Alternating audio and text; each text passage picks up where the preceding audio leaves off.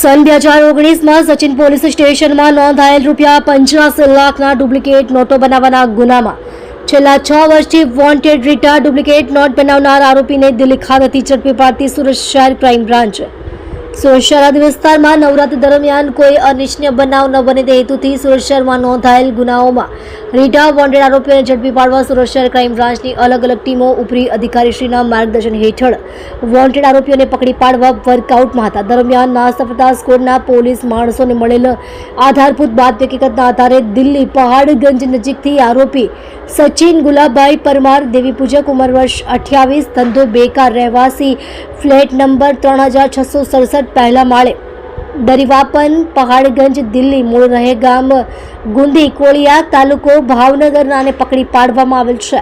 મજકૂર આરોપી નીચે મુજબના ગુનામાં વોન્ટેડ હોય તેની વિરુદ્ધ કાયદેસરની કાર્યવાહી કરી આરોપીનો કબજો સચિન પોલીસ સ્ટેશનમાં સોંપવા તજવીજ કરવામાં આવેલ છે. ઉપરોક્ત ગુનાના કામે હકીકત એવી રીતની છે કે તારીખ 6/7/2019ના રોજ સચિન પોલીસ સ્ટેશનના પોલીસ માણસોને મળેલ હકીકતના આધારે સચિન પલસાણા ટી પોઈન્ટ પાસે શિવરંજની એપાર્ટમેન્ટમાં આરોપી કાનજીભાઈ રણછોડભાઈ ભરવાડ અને સુનિતાબેન લક્ષ્મણભાઈ ઉબાડે નાઓને પકડી પાડી તેઓના કબજામાંથી ₹2000 તથા ₹500ના દરની ડુપ્લિકેટ ભારતીય બનાવટની ચલણી નોટો ₹85,22,000 અને પ્રિન્ટર, કોરા પેજ અને ઇંક બોટલ મળી કુલ્લે ₹85,42,732ની મત્તાનો મુદ્દામાલ કબજે કરવામાં આવેલ છે.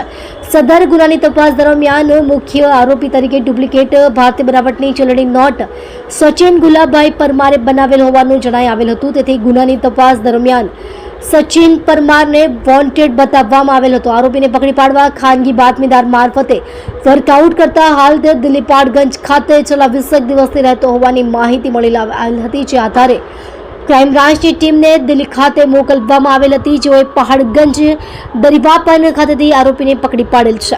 તમે જોઈ રહ્યા છો સુરત સંસ્કૃતિ ન્યૂઝ ચેનલ, ડાયરેક્ટર રાજેશ સિરસાટની સાથે.